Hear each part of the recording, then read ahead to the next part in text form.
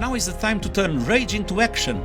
Every fraction of a degree matters. Every voice can make a difference, and every second counts. I wanted to panic. I wanted to act as if the house was on fire, because it is.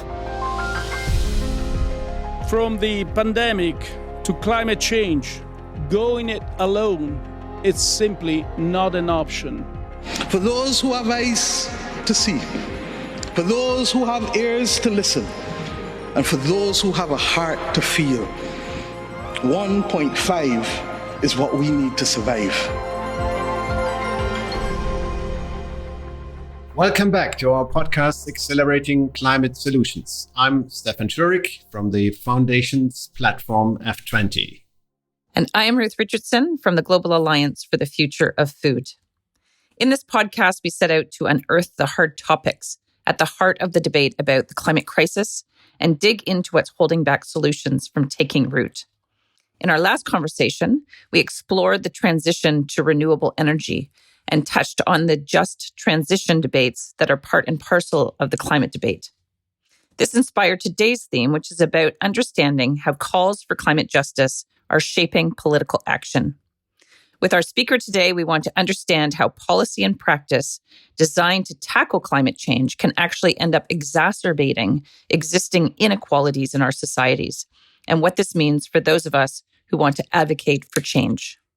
And when you look at the climate marches of the last years, you always hear this slogan that's coming up pretty often that goes like, "What do you want?" And then the crowd cheers, "Climate justice." And "When do you want it?" And the crowd says again, "Now."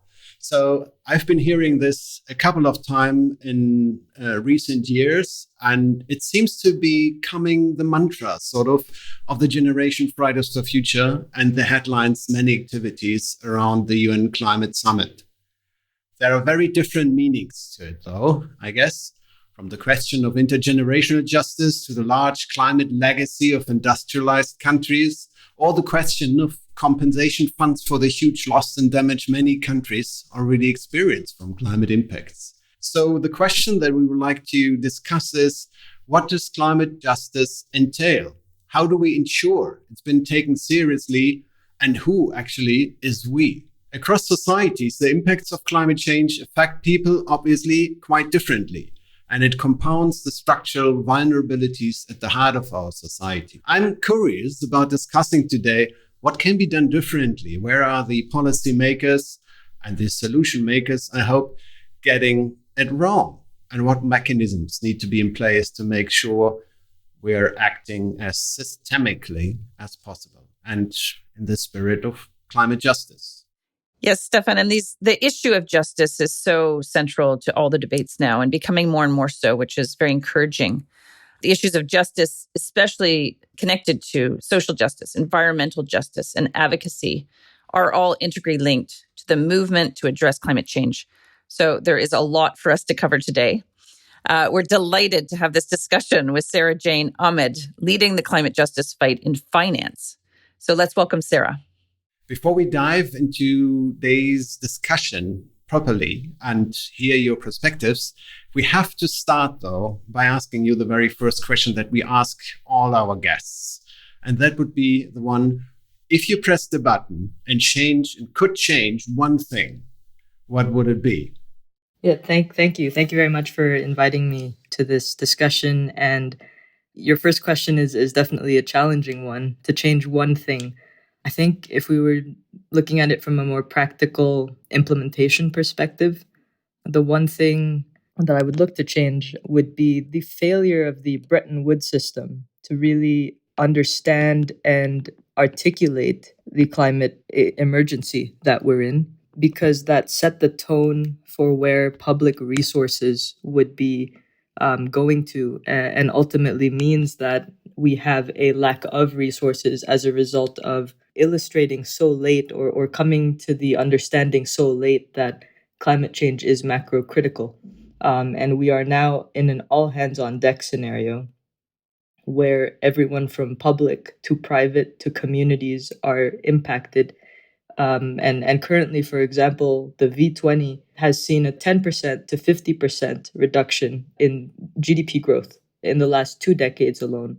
And as we are breaching the 1.5 degree limit of the Paris Agreement, this entails a doubling of certain impacts like extreme heat by 2030. I think it is a very adequate answer. Last time we heard something like we wish we could do policy making on an evidence basis or on a scientific evidence basis. And it's somehow related to your answer. Over to you, Ruth. Yeah, it's super interesting, Sarah. And yeah, just from a personal perspective, really pleased to actually meet you and to be able to have this conversation with you. I'd love to dig into your answer a little bit more. You talk about decline in GDP growth. You also talk about doubling of certain impacts. Can we talk a little bit more about those impacts and how that's kind of showing up in your work from a perspective of climate justice? So we know that climate justice is an increasingly popular phrase and call to action at strikes and protests. How is it showing up? Let me just give you an example from my work at the Global Alliance, where we work on food systems. We know that there's deeply unequal participation of marginalized populations in decision-making processes, as an example. So women, smallholder farmers in our case, youth, Indigenous peoples. And this can leave major blind spots in the evidence to inform decision-making, especially around solutions like agroecology. So I'm just wondering, in your work, working with V20 and in the finance world, how this is showing up in a more sort of tangible way so we can kind of get a taste and a feel of that. The way I see the climate justice issue through a finance lens, it's the accountability of the delivery of finance. And it is how that finance is specifically, or that funding, those resources are specifically delivered, not just through national, but subnational and community access points. It's very clear from the architecture of climate funds that we are severely lacking in subnational and community access points. And considering that they are on the front lines of this emergency, we need to better strengthen the distribution channels of climate finance, but also to ensure that there is actual accountability to this delivery. And this is why the vulnerable group of 20 ministers of finance last year called for a delivery plan to understand how the 500 billion from 2020 to 2024 will be delivered, and now going to the next COP to have an implementation plan to articulate better where this finance is going to be accessible, what are the potential delivery channels, because that certainty is critical, especially as countries are developing national plans, including climate prosperity plans, to invest this decade in order to build resilience, better adaptive capacity, and encourage and move forward with the low carbon energy transition.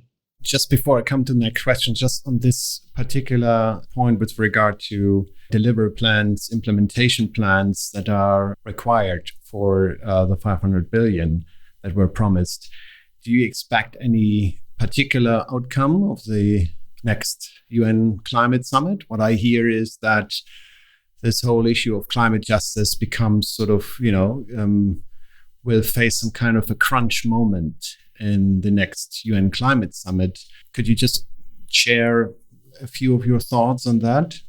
Yeah, I think critical to a successful COP will be movement on loss and damage funding. And that is an articulation of establishing loss and damage funding programs, as well as for developed countries to double their adaptation resource commitments.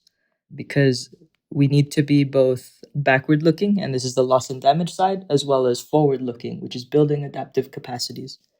And so a critical moment and a critical progress would be progress on loss and damage. And we're also seeing that... And progress, sort of determining progress or success in loss and damage, that would mean clear numbers on when the promised funding will be available and how it will be made available and so on. Yes, the when question is important. The how is just as important, where we don't want to be waiting for a brand new mechanism necessarily, such as something like the Green Climate Fund to be built up for loss and damage, but rather how do we use and enhance the existing finance architecture? How do we use the existing funds within the UN framework on climate change to actually deliver on loss and damage funding, because it needs to be part of the toolkit, just as adaptation funds are part of the toolkit and mitigation funds, loss and damage funding should also be part of that.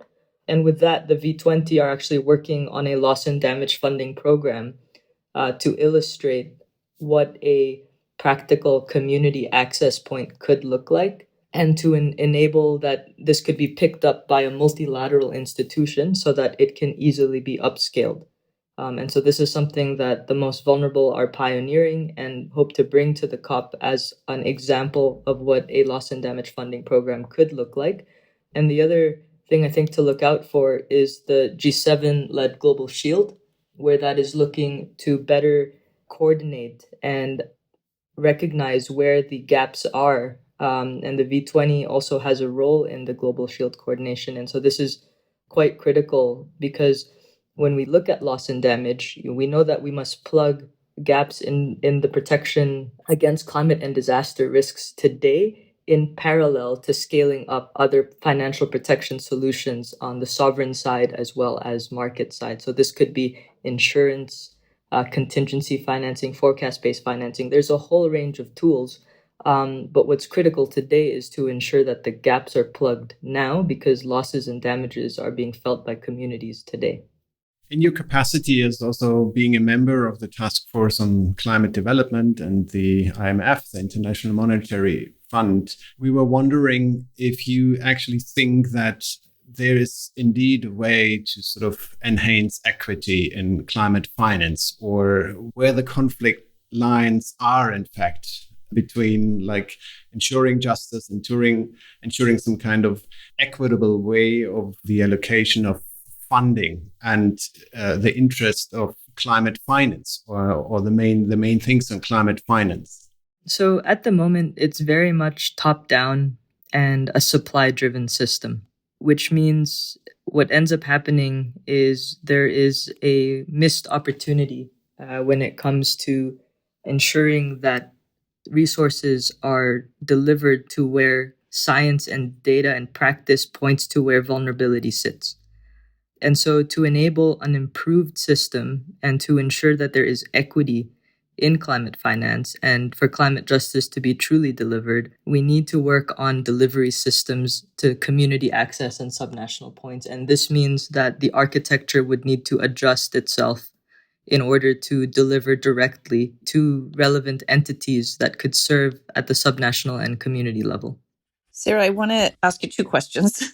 One is, I just think for our listeners, as I'm listening to this conversation, I would love to hear from you what vulnerable means to you. And I know there are, sort of formal definitions of this within sort of the climate world. But, can you just bring us right down to the ground and describe for us what is vulnerable, what is justice, what is equity in terms of the people in the communities that you're working with?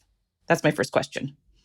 So there are, a variety of types of vulnerability. There is physical vulnerability to climate change, and there's economic and social, and through our misassessment of the importance of ecosystem services, now have environmental vulnerability. So what this means is the susceptibility to harm. Climate vulnerable countries are far more susceptible to climate impacts by virtue of geography and by virtue of income level. There is not enough resources in climate vulnerable developing countries to deal with climate impacts. The disasters, so if we take the Philippines as an example, in 1 year they were hit by over 15 typhoons. And this meant that, during COVID, and there was also a volcano eruption plus extreme typhoons, in the first 4 or 5 months, the allocated funds to deal with disasters were depleted. And this was early 2020. And so with economic standstill as a result of the pandemic and also inflationary pressures as a result of the Russia-Ukraine war, countries are extremely susceptible to being harmed. And so that is vulnerability, I think, in simplistic terms, as well as I can put it. Awesome. Thank you. It helps sort of put a human face to this. And I also really appreciate your answer, because it brings the systemic perspective to this. You talked about pandemic and war and climate shocks and how this all comes together to adversely and unequally affect vulnerable populations. So then my second question is that in terms of addressing this, you've talked about accountability of delivery of finance. You've talked about loss and damage. You've talked about delivery systems that allow community access. Are there other kind of central issues or concepts that you're tracking for COP27, whether it's kind of within finance or outside of that, beyond the ones I've just listed? Are there other things that you're really looking for and paying attention to?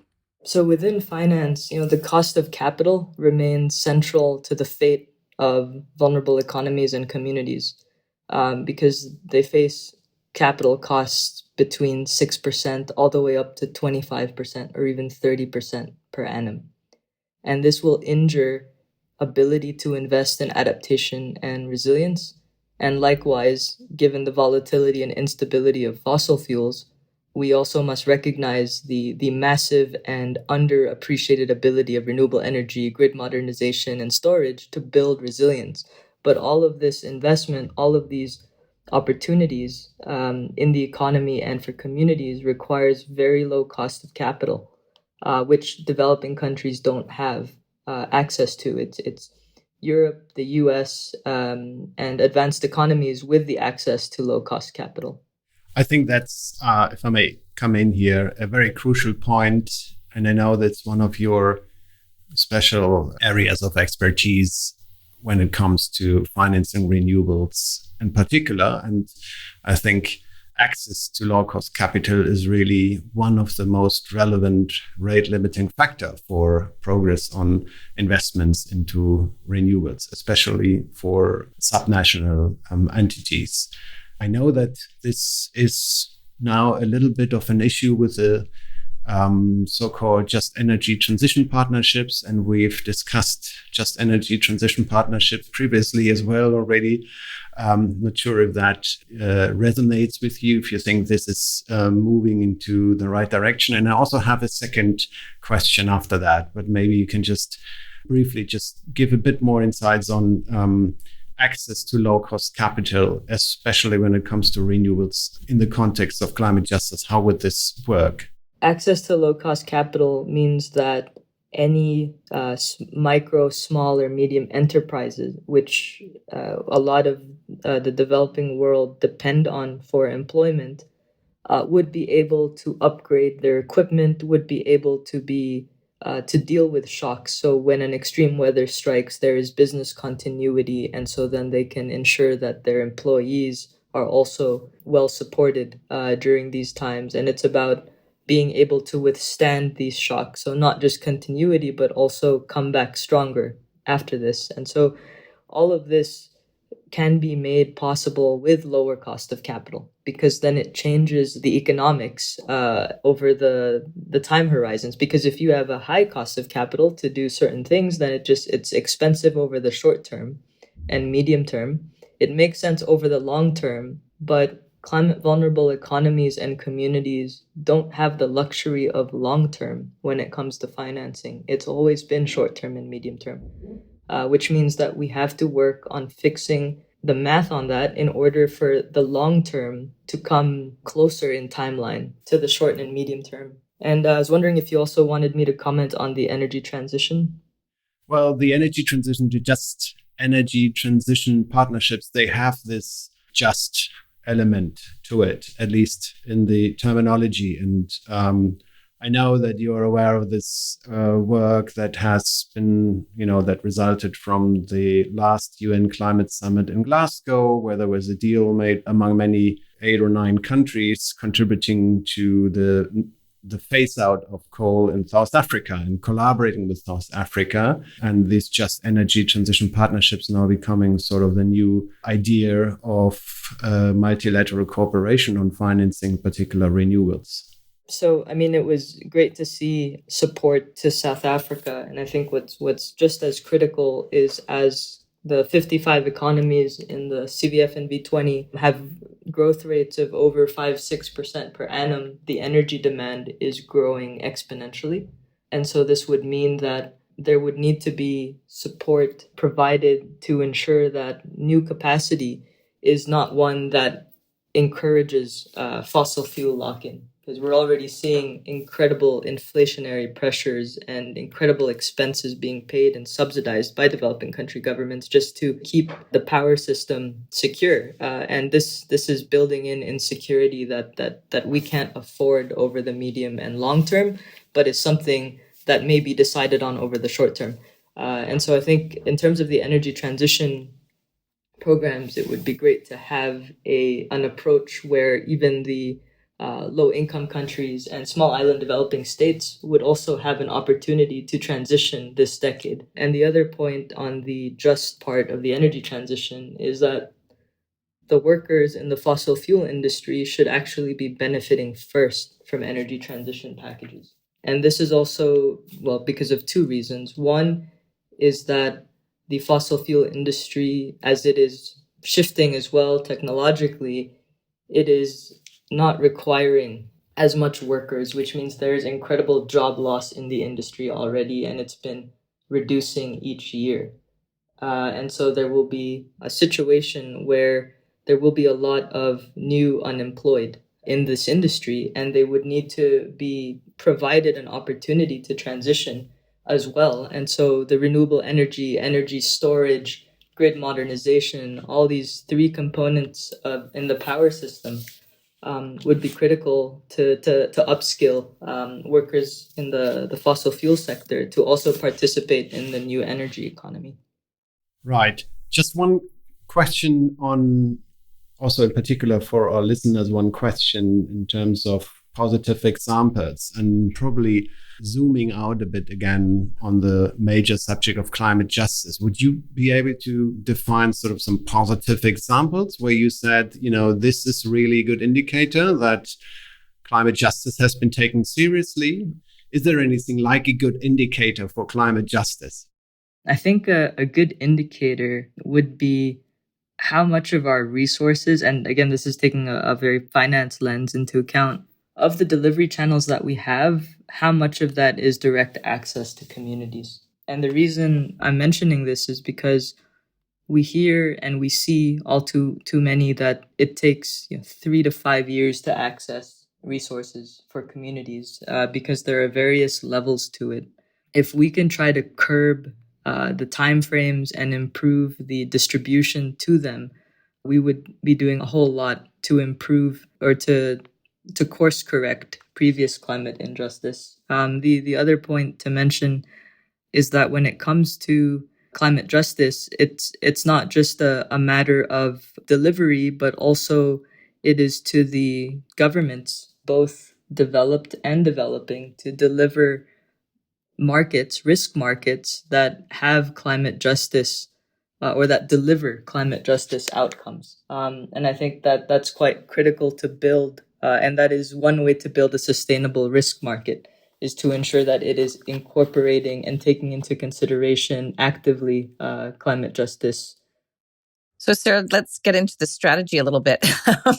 I hear you on, sort of the objective, or one of the objectives anyway, which I'm understanding is really how do we make sure that the delivery channels facilitate sort of direct access of communities. So how do you make sure that, or how do you attempt to get that into the political decision-making process of the G20 and the UNFCCC?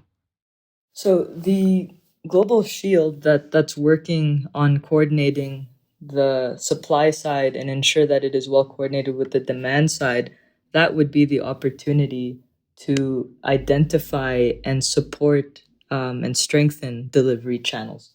Also to better identify what makes a good risk market and what elements are missing today. And in the meantime, as these elements are missing, we could then plug that gap with a loss and damage funding program, for example, which is what the V20 is doing in order to deliver small grants to communities right away as quickly as possible so that they can deal with the damages felt now, but also that as we look towards the medium and long term, we would be establishing risk markets where they would have access to, for example, an insurance coverage or other sort of protection tools to ensure that they have access to this liquidity so that they can be better prepared or at least deal with the impacts with more cash on hand.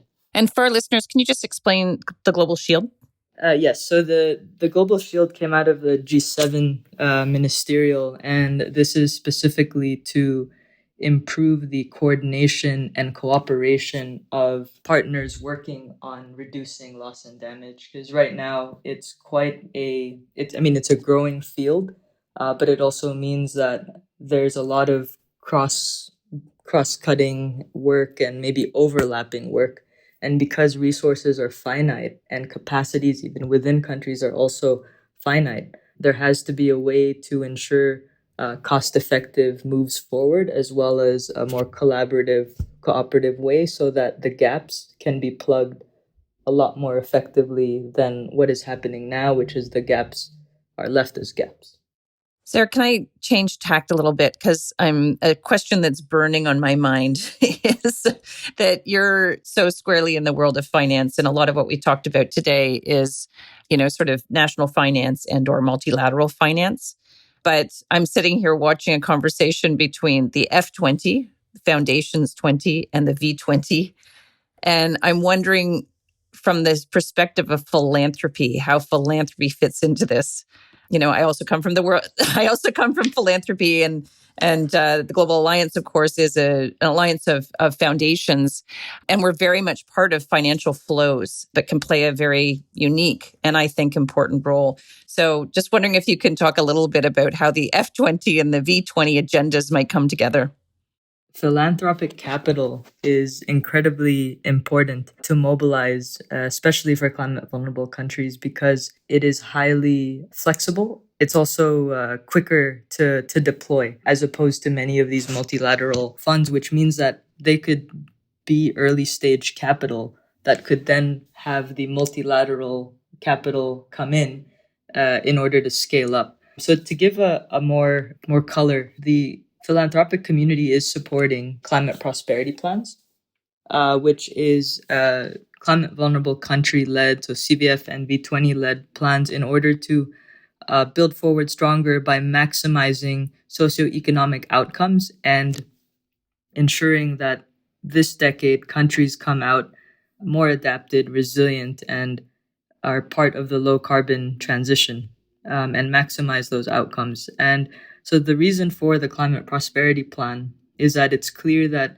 a lot of the times we've sort of boxed ourselves into, this is development, this is climate, this is adaptation, and this is mitigation, and then maybe this is resilience. And these boxes aren't practical on the ground because they all impact each other. Your ability to adapt will be impacted with how developed you are, and vice versa. How adapted you are will affect your development prospects. The way you're not exposed to fossil fuel volatility will ensure, you have a more stable budget to spend on other items. And so, there is this crossover, and the climate prosperity plans takes an economic view to climate change, where it tries to maximize the potential of climate action, but at the same time ensures that you are maximizing socioeconomic outcomes. And so thus you would be mobilizing more resources as a result to climate action because it delivers you better development outcomes. I think that also may refer to what you said earlier, that climate justice should sort of become the guiding principles for not only delivering finance, but also delivering risk markets for climate vulnerable countries and for vulnerable communities to actually access funding to get out of this vicious cycle where you sort of, you can't access finance because you're vulnerable and you are sort of, affected a lot by climate impacts. And that exposes a risk for investments and so on. And to get out of that, I think, that makes a lot of sense that this needs to be factored in. Also, I know that the Indonesian G20 presidency is very much interested in blended finance, which basically is you put money from philanthropy, from the business sector and public finance into one pot and somehow design a mechanism that would make this funding then available for different ways. Let's see what the outcome of that blended finance initiative will be. I have a more general question to the subject of climate justice, because we're now mainly discussing it from probably the biggest part of the climate justice discussion, which is sort of the global south, global north, the mechanisms to provide funding from different countries to other countries and so on. I can also say that a few people would also look on climate justice from the slightly different but closely related lens, and that would be more between generations. When you hear climate justice on the Fridays for Future movement, I suppose that many of them think the question of justice is between sort of young people not having the right and the freedom to live the way how they would, because they're so much impacted by the climate crisis that has not been protected or that has not been prohibited in the first place.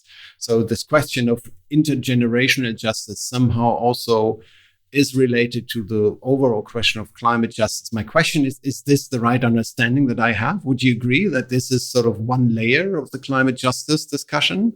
Yes, it certainly is. And for a lot of the climate vulnerable countries, their populations are much younger, which means a lot of these impacts, they are way more impacted as a result because there is this intergenerational aspect to it. But this also means that when doing investments or deciding whether you will build a business as usual infrastructure project or fossil fuel project versus an adapted or renewable energy project, their time horizon does matter, because at the end of the day, they would be spending on stranded assets, if not billed appropriately to their generation. And so this is quite critical, I think.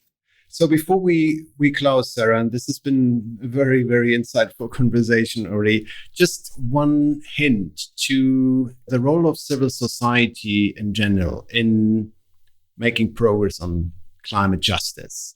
As I said at the beginning, it's been really becoming a major subject in the last years, and that's good. So it's obviously a crucial point of the discussion, the debate on climate crisis discussions and the climate debates. But where do you see the role of civil society and NGOs in making progress on climate justice? What's working? What's functioning? If you look at the different various activities on climate justice.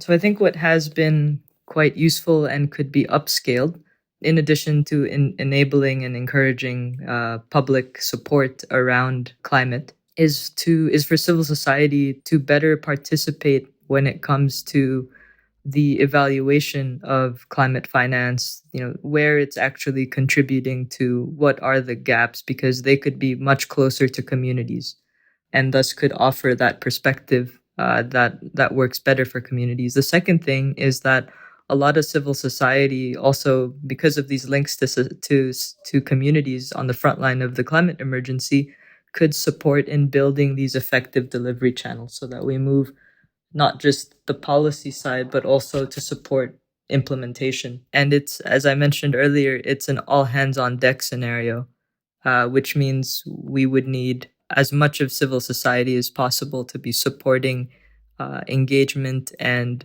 resource delivery as well to frontline communities.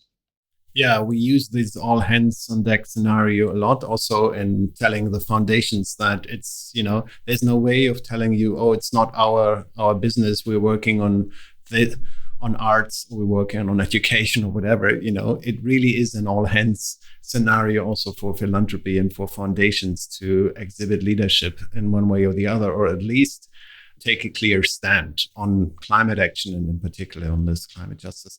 Ruth, over to you. Okay, well, my job is to try to sum up, which is difficult because we covered a lot of territory.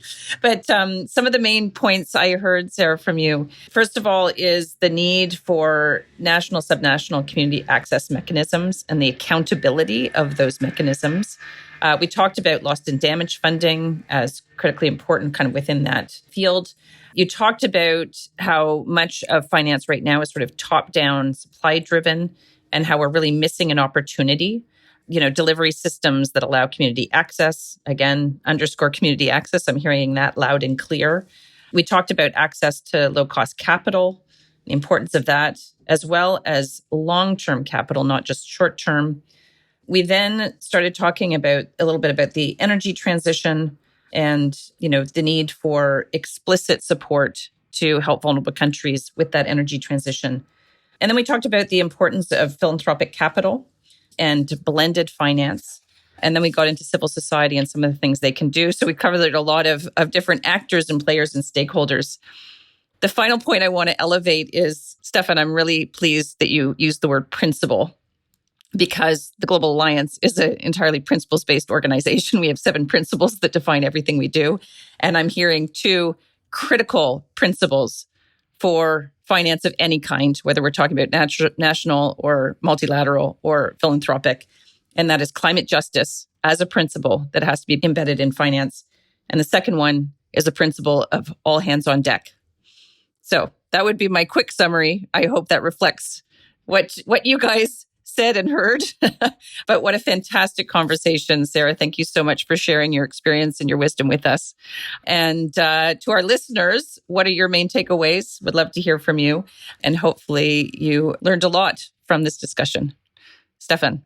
Thank you also from my end, and big thanks to you, Sara, knowing well how challenging it is to fit this full hour into your schedule. So big thanks also from my end. Also, big thanks to all listeners. Again, as Ruth said, share your feedback with us and stay tuned for the next ones.